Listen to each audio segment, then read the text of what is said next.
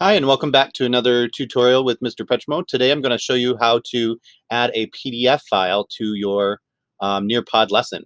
So we're just going to hit that add slide button, and this time we're going to add content, and you will be able to find the PDF viewer at the end. So PDF viewer will open up this screen, and you will need to either upload a PDF file, or you can link it straight from your Google Drive. So I'm going to upload and my copy of Nearpod for Distance Learning flyer, and it's going to open that right up.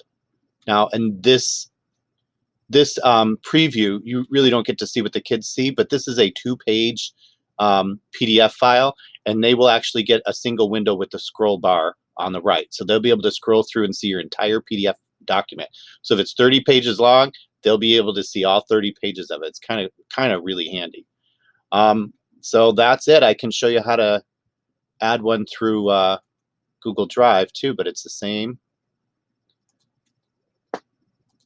same process. It accesses my drive and then searches for PDF files. And here's my same PDF file. Quick upload, and there you go. So either way you want to do it, quick and easy. All right, that's it. Thank you for watching, and I'll see you next time.